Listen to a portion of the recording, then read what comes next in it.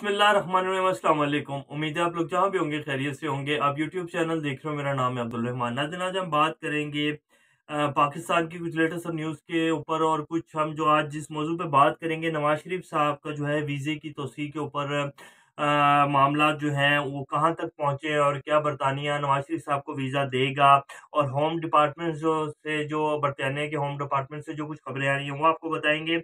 और उसके साथ-साथ फिर आज के जो हमारे कुछ यहाँ के बड़े सहाफ़त के बड़े नाम जो हैं, और जो ख़ास तौर पे नून लीग का बयानिया लेकर चलते हैं, वो किस तरह के कॉलम्स लिख रहे हैं, और वो किस तरह की अब अपनी ख़्वाहिश को जो है किस तरह खबर बना रहे हैं, और वो कैसे नवाज़ शरीफ साहब को एक ऐसे जैसे नेल्सन मंडेला बना के पेश किया जा रहा है, और ऐसा क्यों किया जा रहा है, ये आपको बताएँगे। और उसके साथ जो दूसरी स्टोरी है उसके ऊपर हम बात करेंगे कि फ़लस्तीनी सदर जो है महमूद अब्बास, उन्होंने इसराइल का दौरा किया है, और उनकी इसराइली जो वज़ीर ख़ारिजा हैं बेनी गांटेज़ उनके साथ मुलाकात हुई है उनकी रिहाइशगाह के ऊपर, और किन-किन अमूर के ऊपर बातचीत हुई है।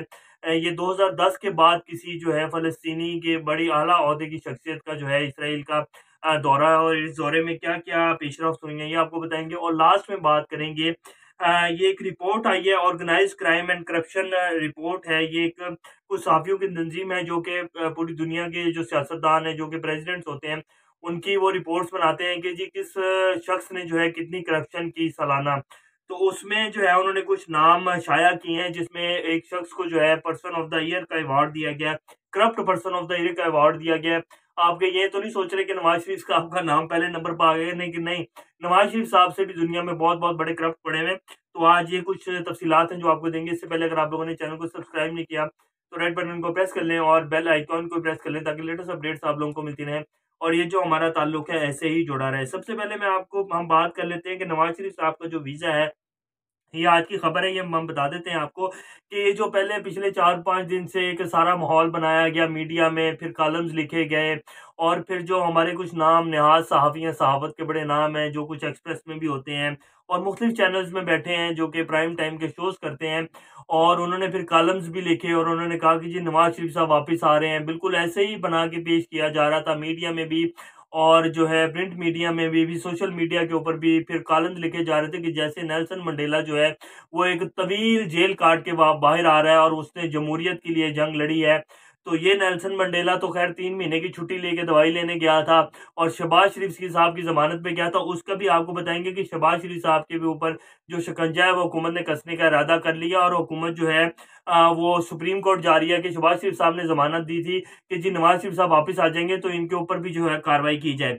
तो शहबाज शरीफ साहब के लिए भी बहुत सारी मुश्किलात हैं जो आने वाले दिनों में खड़ी हो जाएँगी। लेकिन जो खबर है वो आपको बता दें कि नवाज़ शरीफ साहब का वीज़ा तोसी ना मिलने पर सख्त परेशान है। एस्टेब्लिशमेंट से सुलह की कोशिशें की जा रही हैं, क्योंकि वीज़ा होम डिपार्टमेंट ने देने से इनकार कर दिया है।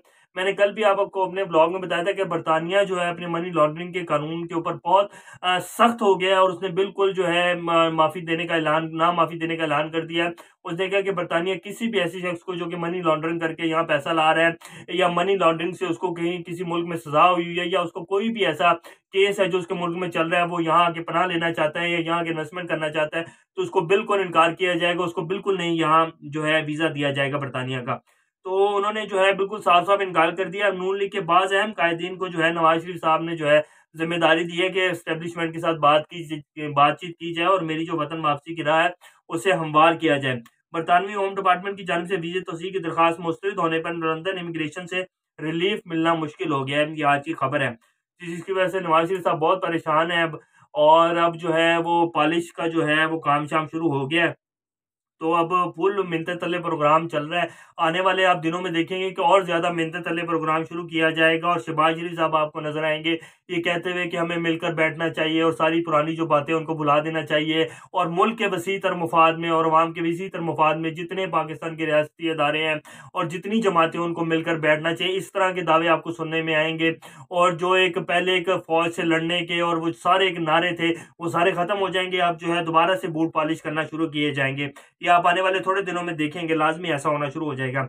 नवाज़ शरीफ साहब अदालत से 3 महीने का लेके गए थे। अब इसके ऊपर जो है पीटीआई की हुकूमत ने कर लिया है कि जी शहबाज शरीफ साहब जिन्होंने ज़मानत दी थी कि नवाज़ शरीफ साहब 3 महीने की छुट्टी लेके जा रहे हैं, वापस आ जाएँगे, दवाई लेने जा रहे हैं, तो इनके वो तो आए नहीं। तो शहबाज शरीफ साहब ने जो ज़मानत दी थी उसके खिलाफ जो है सुप्रीम कोर्ट से रुजू करने का हुकूमत ने फैसला कर लिया है और शहबाज शरीफ साहब के लिए भी आने वाले जो दिन हैं वो काफ़ी सख्त हो जाएंगे।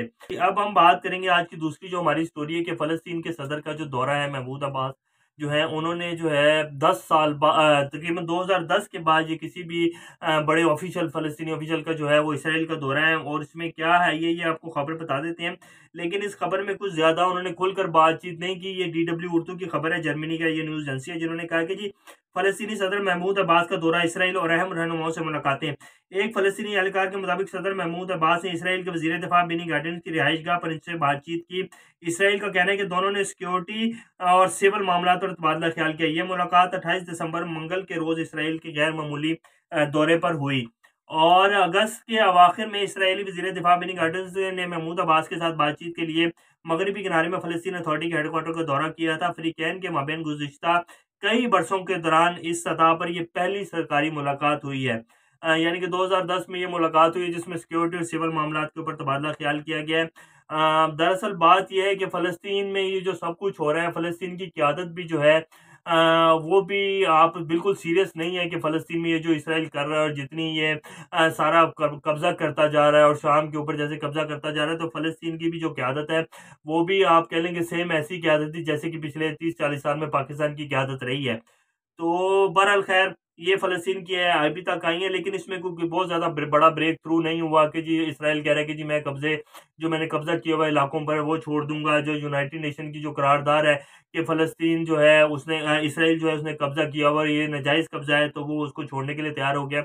ऐसा कोई सीन नहीं है। बहरहाल वो सिविल और उसके ऊपर जो है सिक्योरिटी सूरत हाल के ऊपर उन्होंने तबादला ख्याल किया और एक नॉर्मल सी मुलाकात थी। अब हम लास्ट स्टोरी के ऊपर बात कर लेते हैं, जो कि corrupt person of the year का अवार्ड किस आलमी शख्सियत को दिया गया है। और ये अवार्ड वैसे तो खैर नवाज शरीफ साहब को भी मिलना चाहिए था, चले पहले नहीं तो दूसरे तीसरे नंबर पर तो नवाज शरीफ साहब को आना चाहिए था, लेकिन उसमें दूसरे नंबर पर भी जो नंबर है वो भी नवाज शरीफ साहब के बड़े एक जिगरी दोस्त थे। वो भी आपको जब नाम बताएंगे तो आपको पता चलेगा, वो नंबर ले गया नवाज शरीफ साहब से। तो बहरहाल अभी उन्होंने पहले 2-3 बंदों की लिस्ट जारी किया, अगर चौथे पांचवें नंबर पे होते तो शायद नवाज शरीफ साहब का भी नाम आ जाता।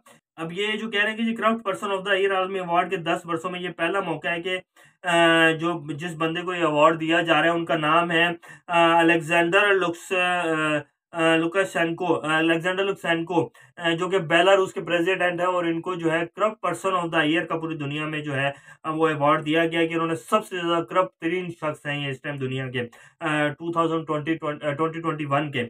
उसके बाद जो दूसरा नंबर है वो अशरफ गनी साहब को मिला है कि अशरफ गनी साहब भी जो हैं उन्होंने भी करप्शन के इंतहाई जो है वो रिकॉर्ड तोड़ने की कोशिश की, लेकिन जो बेलारूस के सदर हैं वो पहले नंबर पर रह गए हैं और अशरफ गनी ने जो है कोशिश तो बड़ी की लेकिन वो दूसरे नंबर पर आए हैं।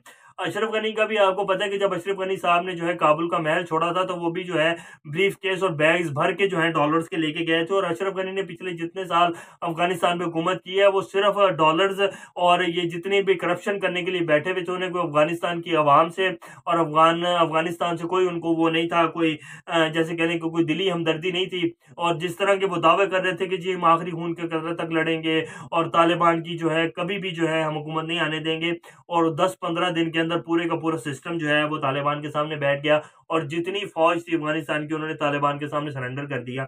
तो ये तो हाल है इन जैसे लीडरों का। और अब्दुल्ला मोहिब जो कि खबीस शख्स जिसने पाकिस्तान के खिलाफ इतना गलत जो है जुबान इस्तेमाल की, के फर्स्ट हैंड था अशरफ गनी साहब का, तो उसका भी इस लिस्ट में नाम जरूर आना चाहिए था। बहरहाल तीसरे नंबर पर जो है वो बुशारा अल असद साहब आए हैं। वो भी जो है उन्होंने भी करप्शन के जो है पहाड़ खड़े किए हैं और करप्शन भी इंतहा की है।